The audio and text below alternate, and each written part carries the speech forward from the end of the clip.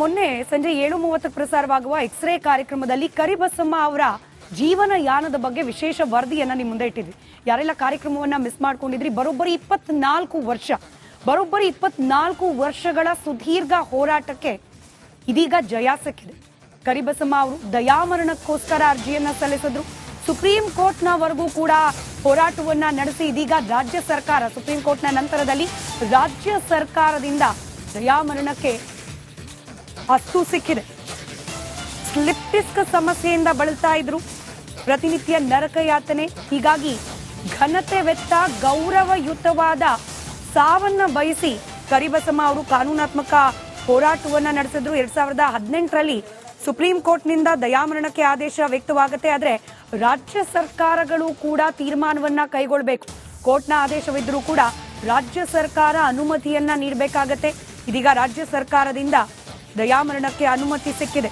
ನಿರಂತರ ಹೋರಾಟಕ್ಕೆ ಜಯ ಸಿಕ್ಕಿರುವ ಸಂತಸದಲ್ಲಿದ್ದಾರೆ ಕರಿಬಸಮ್ಮ.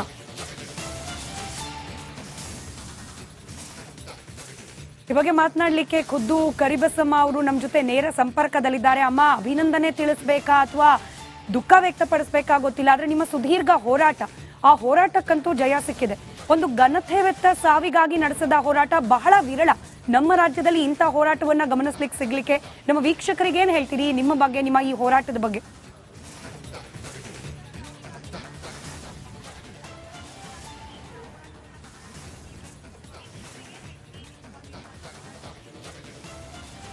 ಇದು ತುಂಬ ಕಷ್ಟಕರವಾದ ಹೋರಾಟನೇ. ವಿದೇಶದಲ್ಲೆಲ್ಲ ಇದೆ, ಇದು ನಮ್ಮ ದೇಶದಲ್ಲಿ ಇಲ್ಲ. ನಮ್ಮ ದೇಶದಲ್ಲಿ ಜನಸಂಖ್ಯೆನೂ ಜಾಸ್ತಿ.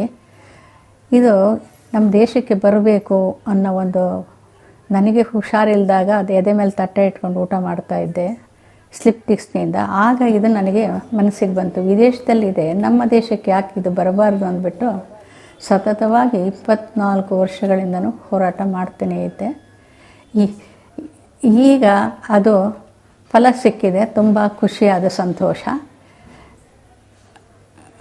ಇದು ಶಬ್ದ ಆಗ್ತದೆ. ಅಲ್ಲ ಅಮ್ಮ, ನೋಡಿ, ಎಲ್ಲರೂ ಕೂಡ ಬದುಕೋಕೆ ಅದರಲ್ಲೂ ಇನ್ನೊಂದು 10 ನಿಮಿಷ ಎಕ್ಸ್ಟ್ರಾ ಬದುಕಿದ್ರು ಸಾಕು ಅಂತೇಳಿ ಹೋರಾಟ ಮಾಡೋರ್ನ ನಾವು ಗಮನಿಸಿದೀವಿ. ನನ್ನ ಧ್ವನಿ ತಲುಪ್ತಾ ಇದೆಯಮ್ಮ? ಕೇಳಿಸ್ತಿದ್ಯಾ?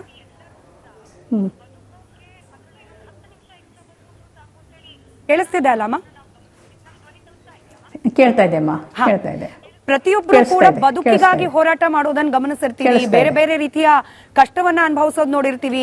ಹೈ ಎಕ್ಸ್ಪೆನ್ಸಿವ್ ಮೆಡಿಕಲ್ ಫೆಸಿಲಿಟೀಸ್ ತಗೊಳ್ಳೋಕೋಸ್ಕರ ಹೋರಾಟ ಮಾಡೋದನ್ನ ನೋಡಿರ್ತೀವಿ. ಬಟ್ ನೀವು ಸಾವಿಗಾಗಿ ಹೋರಾಟ, ಅದರಲ್ಲೂ ಕಾನೂನಾತ್ಮಕ ಹೋರಾಟ.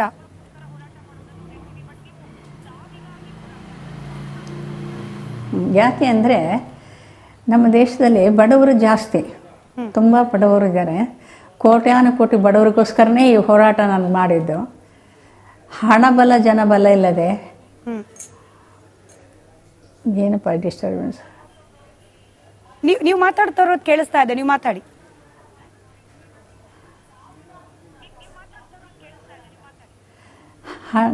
ಹಣಬಲ ಜನಬಲ ಇದೆ. ಮಾರಣಾಂತಿಕ ರೋಗದಿಂದ, ತರಹವಾರಿ ರೋಗದಿಂದ ನರತಕ್ಕಂಥ ಜನರು, ಅದರಲ್ಲೂ ವಯೋವೃದ್ಧರು 60 ವರ್ಷದ ಮೇಲಿನವ್ರಿಗೋಸ್ಕರ ನಾನು ಈ ಹೋರಾಟ ಮಾಡಿದ್ದು.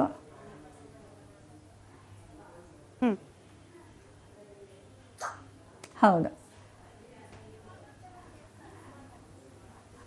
ಅವರಿಗೆ ಹಣನೂ ಇರಲ್ಲ, ಜನನೂ ಇರಲ್ಲ ನೋಡೋದಕ್ಕೆ.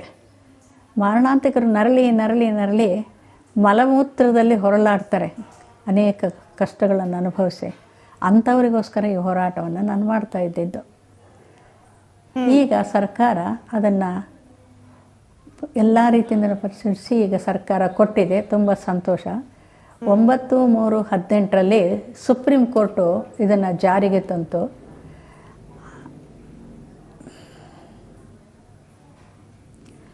ಅದನ್ನು ಕೇಂದ್ರ ಸರ್ಕಾರಕ್ಕೆ ಮಾರ್ಗಸೂಚಿ ತಯಾರು ಮಾಡಿ ಬಿಡಿ ಅಂತ ಹೇಳ್ತು. ಏನೇನೋ ಕಾರಣಗಳು ಬಂದು ಅವರಿಗೆ, ಕೊರೋನಾ ಬಂತು, ರಾಜಕೀಯ ಮತ್ತು ಎಲೆಕ್ಷನ್ ಬಂತು, ಈ ಎಲ್ಲದರಿಂದ ತಡವಾಗಿದೆ. ಈಗ 1/2/2025ರಂದು ಸುಪ್ರೀಂ ಕೋರ್ಟು ಇದನ್ನು ಜಾರಿಗೆ ಮಾಡಿದೆ. ಅದು ನಮಗೆ ತುಂಬ ಸಂತೋಷವನ್ನು ತಂದಿದೆ. ನೀವು ಪ್ರಶ್ನೆಗಳು ಕೇಳಿದರೆ ನಾನು ಹೇಳ್ತೀನಪ್ಪ.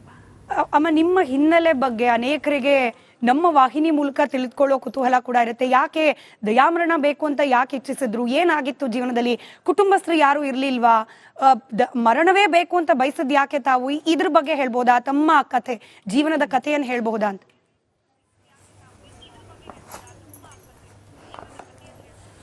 ನನಗೆ ಮಕ್ಕಳಿಲ್ಲ.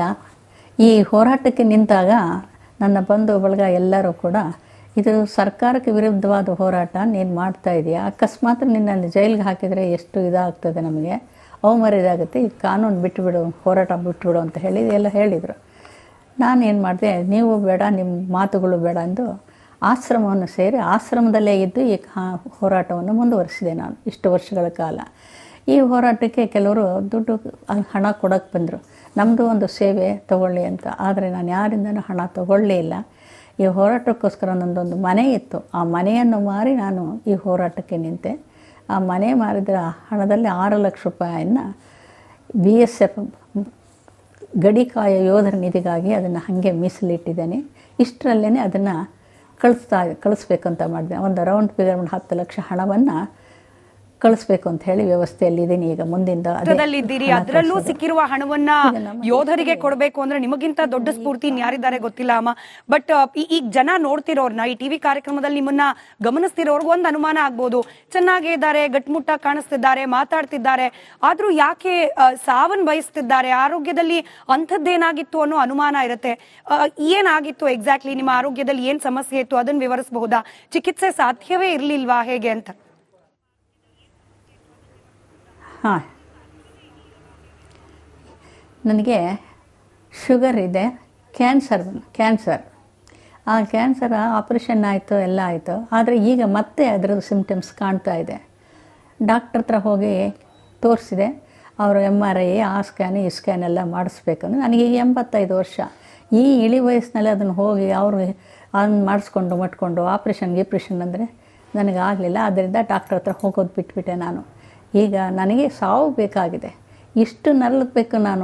ನಾನಿರೋದಕ್ಕೆ ಆಶ್ರಮದವರು ವೆಂಕಟೇಶ್ ಅಂತಕ್ಕಂಥವ್ರು ಆರೈಕೆ ಕೇಂದ್ರ ಇದೆ, ಅವರು ನನ್ನನ್ನು ತುಂಬ ಚೆನ್ನಾಗಿ ನೋಡ್ಕೊಳ್ತಾರೆ, ಪರವಾಗಿಲ್ಲ. ಆದರೂ ನನಗೆ ಬೇಕಾಗಿಲ್ಲ. ನಾನಿನ್ನೂ ಸ್ವಲ್ಪ ಗಟ್ಟಿ ಇದ್ದಾಗಲೇ ನಾನು ದಯಾಮರಣವನ್ನು ಅಪೇಕ್ಷೆ ಪಡ್ತೀನಿ. ಕಾರಣ ಅಂದರೆ ನಾನು ಸ್ವಾವಲಂಬಿಯಾಗಿ ಬದುಕಬೇಕು, ಸ್ವಾವಲಂಬಿಯಾಗಿ ಸಾಯಬೇಕು, ಇನ್ನೊಬ್ಬರ ಕೈಗೆ ನನ್ನ ದೇಹವನ್ನು ಕೊಡಬಾರ್ದು ಅಂದ್ಬಿಟ್ಟು ನಾನು ಬಯಸಿ ಈ ಹೋರಾಟಕ್ಕೆ ಅಂತ ಈಗ ಬಂದಿದೆ. ಈಗ ಮೊದಲನೇದಾಗಿ ಕೋಟಿಗಟ್ಟಲೆ ಹಣ, ಜನ, ಬಲ ಇಲ್ಲದೆ ಮಾರಣಾಂತಿಕ ರೋಗ ನರಳತಕ್ಕಂಥ ವಯೋವೃದ್ಧರಿಗೋಸ್ಕರ ಹೋರಾಟ ಮಾಡಿದೆ. ಈಗ ನಾನೇನೆ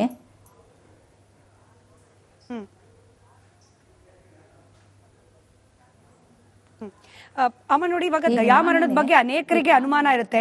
ದಯಾಮರಣಕ್ಕೆ ಅವಕಾಶ ಸಿಕ್ತು ಅಂದ ತಕ್ಷಣಕ್ಕೆ ಈಗ ನಾಳೆನೆ ನೆಕ್ಸ್ಟ್ ಮಿನಿಟೇನೆ ಸಾವನ್ನ ಅಪ್ಪಬಹುದಾ, ಮರಣವನ್ನು ಅಪ್ಪಬಹುದಾ ಅನ್ನೋ ಅನುಮಾನ ಇರುತ್ತೆ. ಆ ಪ್ರಕ್ರಿಯೆ ಇವಾಗ ನಿಮಗೆ ಅನುಮತಿ ಸಿಕ್ಕಿದ್ರು ಕೂಡ ಅದ್ರಲ್ಲಿ ಮತ್ತಷ್ಟು ಪ್ರೊಸೀಜರ್ಗಳಿದೆ, ಅದು ವಿವರಿಸಬಹುದಾ?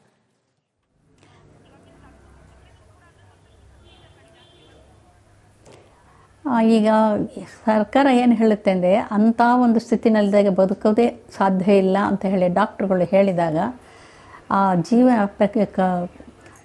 ಇದನ್ನೆಲ್ಲ ತೆಗೆದು ಹಾಕಬೇಕು ಆ ಮನುಷ್ಯನಿಗೆ. ಆಮೇಲೆ ಇದು ದುರ್ಬಳಕೆ ಆಗುತ್ತೆ ಅನ್ನೋ ಒಂದು ಕಾರಣದಿಂದ ಈ ಕಾನೂನು ಬರೋದಕ್ಕೆ ಹಿನ್ನೆಲೆಟ್ ಮಾಡೋದು. ದುರ್ಬಳಕೆ ಯಾಕಾಗುತ್ತೆ? ಸರಿಯಾದ ಶಿಕ್ಷೆ ಇಲ್ಲದಿದ್ದರಿಂದ ದುರ್ಬಳಕೆ. ಯಾವುದರಲ್ಲಿ ದುರ್ಬಳಕೆ ಇಲ್ಲ, ಅದಕ್ಕೊಂದು ಸರಿಯಾದ ಶಿಕ್ಷೆ ಇರಬೇಕು. ಈಗ ಈ ಮನುಷ್ಯ ಅಲ್ಲೊಂದು ಇಲ್ಲೊಂದು ರಾಜ್ಯಗಳಲ್ಲಿ ಹೋರಾಟ ಮಾಡೋದಕ್ಕಿಂತ ಏಕರೂಪವಾದ ನಮ್ಮ ದೇಶದ ಎಲ್ಲ ರಾಜ್ಯಗಳಲ್ಲೂ ಕೂಡ ಇದು ಏಕ ಕಾನೂನು ಹೆಂಗಿದೆ ಹಾಗೆ ಏಕರೂಪ ಕಾನೂನು ಬರಬೇಕು ಅಂತದಂದೇ ನನ್ನ ಇಚ್ಛೆ. ಅದರಲ್ಲೂ ಈಗ ಹೆಚ್ಚಾಗಿ ನಮ್ಮ ದೇಶ ಹಳ್ಳಿಗಳ ದೇಶ. ಕಾನೂನಾತ್ಮಕ ಹೋರಾಟವನ್ನ ನಡೆಸ್ತಾ ಇದ್ರಿ, ಇದ್ರ ನಡುವೆ ಕೂಡ ನಿಮ್ಮ ಹತ್ರ ಇರೋ ಅಲ್ಪ ಸ್ವಲ್ಪ ಹಣವನ್ನು ಕೂಡ ಯೋಧರಿಗೆ ದಾನ ಮಾಡಬೇಕು ಅನ್ನೋ ಚಿಂತನೆ ಯಾಕೆ ಬಂತು?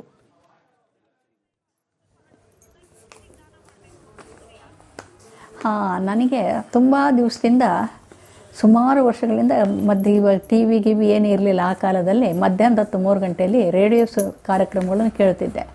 ಆ ರೇಡಿಯೋ ಕಾರ್ಯಕ್ರಮದಲ್ಲಿ ಅಲ್ಲಿಯ ಯೋಧರು ಎಷ್ಟು ಕಷ್ಟಪಡ್ತಾರೆ, ನಮಗೋಸ್ಕರ, ನಮ್ಮ ದೇಶಕ್ಕೋಸ್ಕರ ಚಳಿ ಮಳೆ ಇದನ್ನು ಲೆಕ್ಕಿಸದೆ ಅವರು ಕಾಯ್ತಾ ಇರ್ತಾರೆ.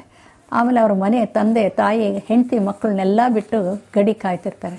ಅವ್ರು ಏನಾದರೂ ಅಲ್ಲಿಂದ, ಅವಾಗ ಫೋನ್ ಇರಲಿಲ್ಲ, ಅದೇನೋ ಮಾತಾಡ್ತಾರಲ್ಲ, ಅದಕ್ಕೆ ಏನಂತಾರಪ್ಪ, ವಾಕಿ ಟಾಕಿ ತೊಗೊಂಡು ಹೋಗಿ 3 ಕಿಲೋಮೀಟ್ರ್ ದೂರದಲ್ಲಿ ಹೋಗಿ ಅವ್ರ ಹೆಂಡತಿ ಮಕ್ಕಳು ತಂದೆ ತಾಯಿನ ಯೋಗಕ್ಷೇಮ ಕೇಳಬೇಕಾಗಿತ್ತು ಯೋಧರು. ಅಂಥವನ್ನೆಲ್ಲ ಕೇಳಿ ನನಗೆ ತುಂಬ ಬೇಜಾರಾಗ್ತಿತ್ತು. ಅಯ್ಯೋ ಎಷ್ಟು ಕಷ್ಟದಿಂದ ನಮ್ಮ ಗಡಿಯನ್ನು ಕಾಯ್ತಾ ಇದ್ದಾರಲ್ಲ, ಇವ್ರಿಗೇನು ಕೊಟ್ಟರು ಸಾಲದು ಅಂದ್ಬಿಟ್ಟು ಅವ್ರ ಮೇಲೆ ಭಾಳ ಗೌರವಪೂರ್ವವಾದ ಒಂದು ಭಾವನೆ ಬಂತು. ಆವಾಗಿನಿಂದ ನಮ್ಮ ಕೈಲಾದಷ್ಟು ಏನಾದರೂ ಅವರಿಗೆ ಸೇವೆ ಸಲ್ಲಿಸಬೇಕು ಅನ್ನೋಕ್ಕಂಥ ಭಾವನೆಯಿಂದ ಚಿಕ್ಕ ವಯಸ್ಸಿನಿಂದಲೇ ಬಂದಿದ್ದರಿಂದ ಈಗ ಅದು ಸಾಧ್ಯವಾದಷ್ಟು ನಾನು ಮಾಡಬೇಕಾದ್ರೆ ಅದು ಬರ್ತಾನೇ ಇತ್ತು. ಮನೆ ಮಾರಿದೆ, ಅದರಲ್ಲಿ ಒಂದು 6 ಲಕ್ಷ ರೂಪಾಯಿನ ಮುಡುಪಾಗಿಟ್ಟೆ. ಈಗ 2025ಕ್ಕೆ ನಂದು ಹುಟ್ಟಿದ ದಿನ. ಆ ಹುಟ್ಟಿದ ದಿನದಂದು ಒಂದು 10 ಲಕ್ಷ ರೂಪಾಯಿ ಹಣವನ್ನು ಗಡಿಕಾಯಿ ಯೋಧರಿಗೆ ಕಳಿಸ್ಬೇಕು ಅಂತ ಹೇಳಿ ತೀರ್ಮಾನ ನಮ್ಮ ಕಡೆಯಿಂದ ದೊಡ್ಡದೊಂದು ನಮಸ್ಕಾರ ಅಮ್ಮ. ನಿಮ್ಮ ಒಂದು ಅರ್ಥದಲ್ಲಿ ಇಚ್ಛಾ ಮರಣಿ ತಾವು. ಹಾಗೆ ನಿಮ್ಮ ಈ ಹೋರಾಟ ಅನೇಕರ ಬದುಕಿಗೆ ಒಂದು ಅರ್ಥದಲ್ಲಿ ಬೆಂಬಲವಾಗಿ ನಿಲ್ಲುತ್ತೇನೋ, ಅವ್ರು ಬಯಸ್ತಾ ಇದ್ದ ವಿಚಾರದಲ್ಲಿ ಅವ್ರಿಗೂ ಕೂಡ ಗೆಲುವಾಗುತ್ತೇನೋ ನಿಮ್ಮ ಹೋರಾಟದಿಂದ. ಧನ್ಯವಾದ, ತುಂಬ ಹೃದಯದ ಧನ್ಯವಾದ ರಿಪಬ್ಲಿಕ್ ಕನ್ನಡದ ಜೊತೆಯಲ್ಲಿ ಮಾತನಾಡಿದ್ದಕ್ಕೆ.